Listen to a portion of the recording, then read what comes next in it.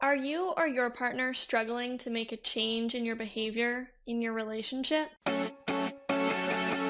This is Love Smarter, the show for women who want extraordinary love and aren't afraid to learn for it.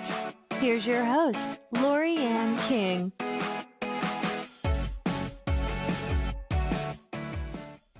In today's episode, we're going to look at the science of behavior change in a relationship. Human behavior is notoriously difficult to change. Just think about all the things you want to do, or know you should do, or say you will do that you don't get around to. Knowing we should do something and even wanting to do something doesn't always lead to actually doing the thing. Now, in a romantic relationship, sometimes there's a behavior that one of the partners does that isn't acceptable to the other partner. It doesn't work for them, it doesn't work for their lifestyle, or it's something they just wish was different. And you might decide that you're actually going to try and change that behavior for your partner or for the sake of the relationship. For some reason, in romantic relationships, we expect our partners to be able to change like that overnight, just because they said they would. And if they don't, then sometimes we make up it's because they don't love us enough. We do ourselves and our partners a huge injustice when we expect them or ourselves to be able to change overnight, and then getting mad at them when they fail to do so. When it comes to changing inside of a romantic relationship, people tend to ignore the best science that's out there on how to effectively change behaviors and build habits. One thing that I think is important to remember is that human beings, we're still animals, and we're largely governed by some of our instinctual systems. I think of myself basically as a monkey. And if I want this monkey to do the things that I know are good for me, or that I say I want to do, then I need to surround myself with systems and structures and support that's going to have this monkey do the things that I want it to do. If you are relying on willpower alone to change behavior, it's a losing game.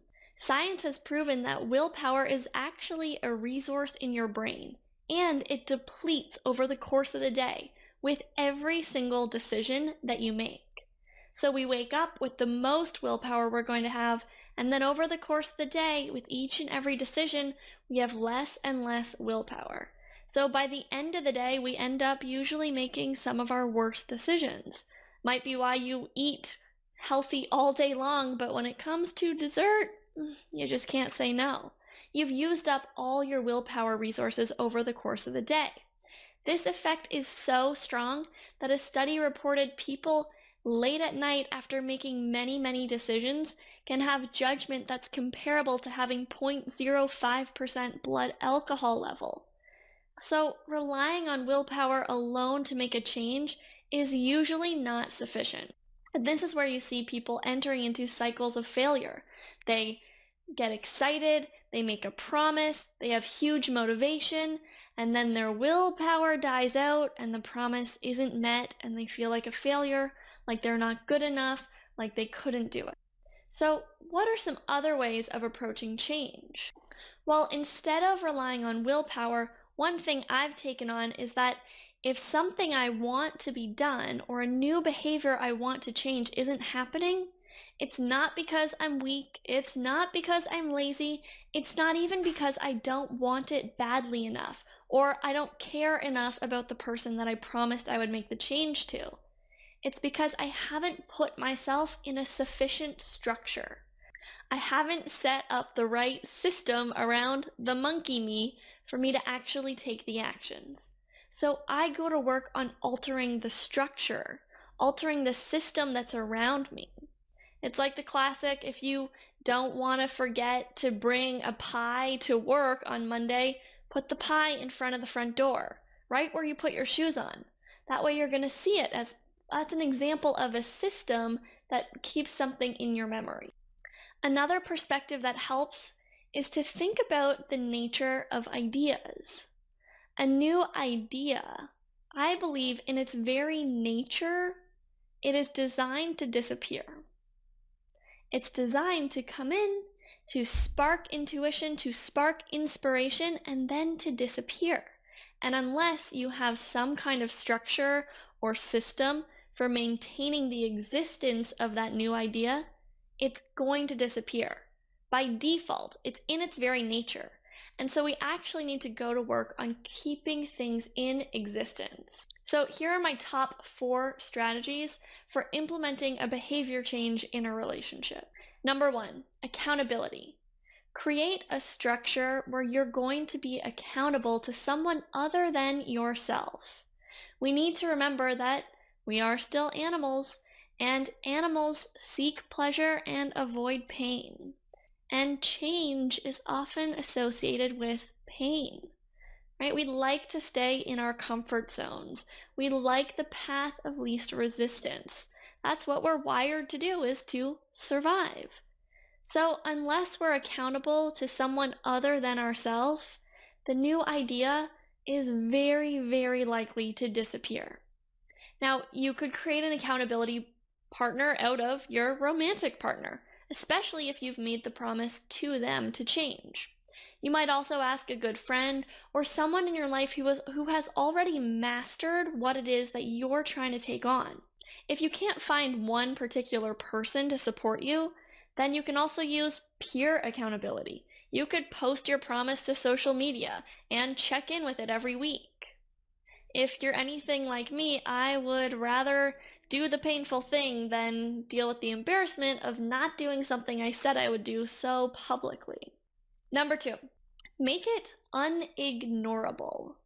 Here's an example of this. When I was growing up, when my house would get messy, as it tended to do, my dad's most effective method of cleaning was to go around the house and gather together everyone's belongings. So if it was something that should have been kept in my room that I accidentally left in the living room or left in the kitchen or left in the laundry room, my dad would gather all of these different possessions and dump them on my bed. He made it unignorable for me. So if I wanted to go to sleep, I had to put those things away. Or there were some nights, I will admit it, where I just pushed them to the side and learned to sleep on a very small sliver of my bed. But usually I would clean it, or at least eventually I would clean it, because it was in my space. He made it unignorable for me. So with the behavior that you're trying to change, how can you make it unignorable? How can you make it so in your face that it's not going to be possible for it to disappear? This leads me to strategy number 3, visual reminders. Of our 5 senses, our visual sense is the most powerful sense for human beings. It takes priority in our brain, so take advantage of it. Put visual reminders around your home. Have post-it notes on the bathroom mirror. Make a reminder go off on your cell phone and interrupt your day. One of my friends uses a visual to-do list.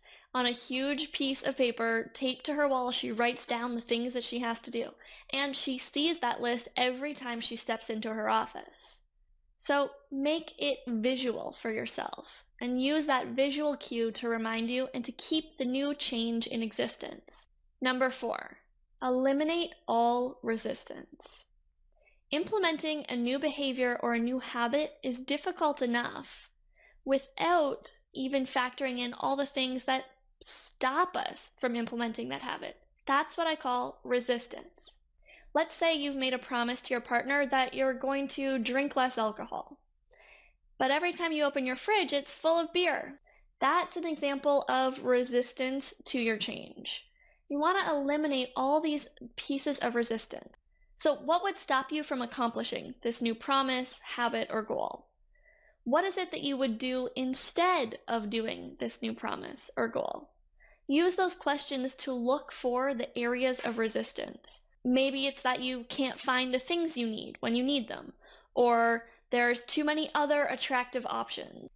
So you can both eliminate resistance to the thing you want to do, and you could also add resistance to the things you want to stop doing. For example, I wanted to watch less television, so I made it more difficult for me to watch TV.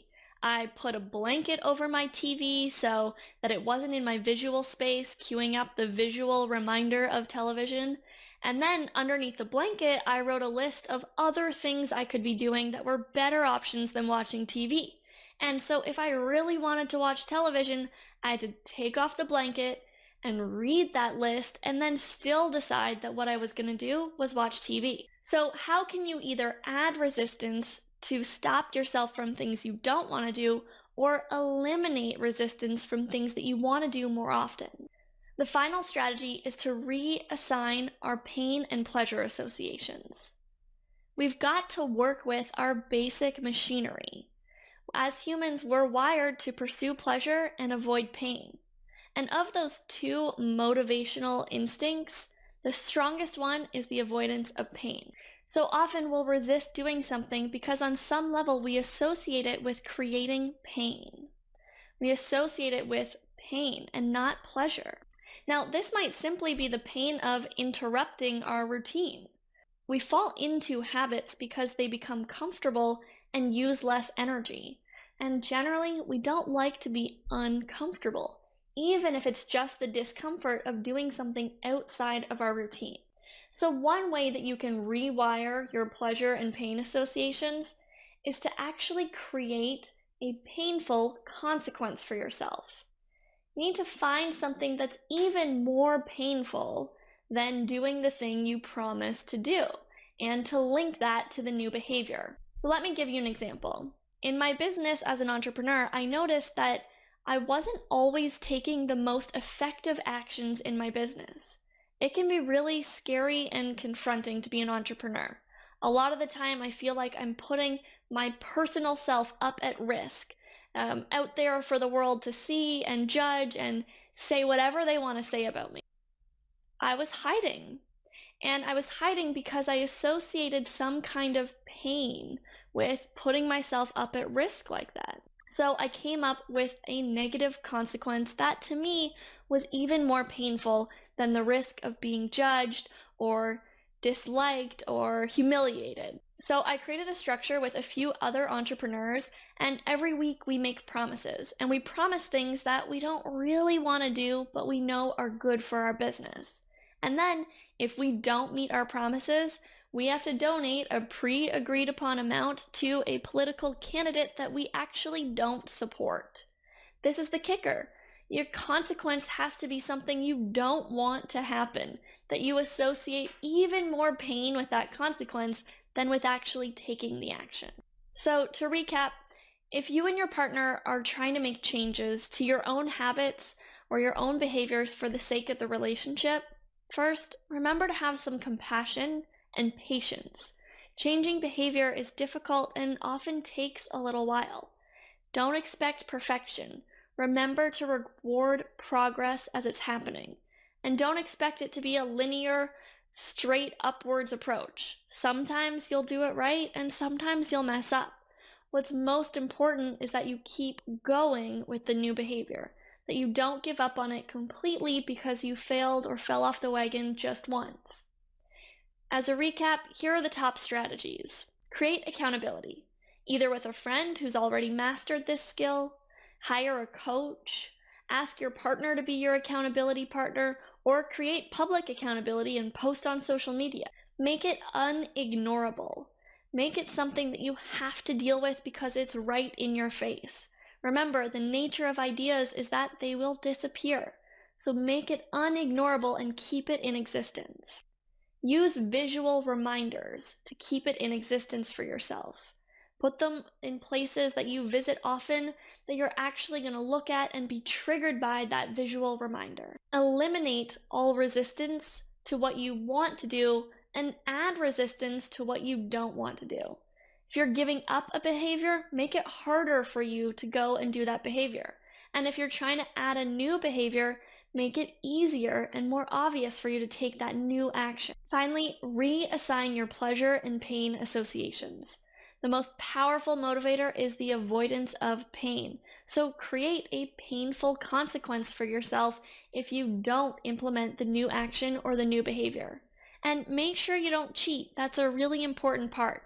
Even if you end up having to deal with the consequence, that's still going to help you for the next time.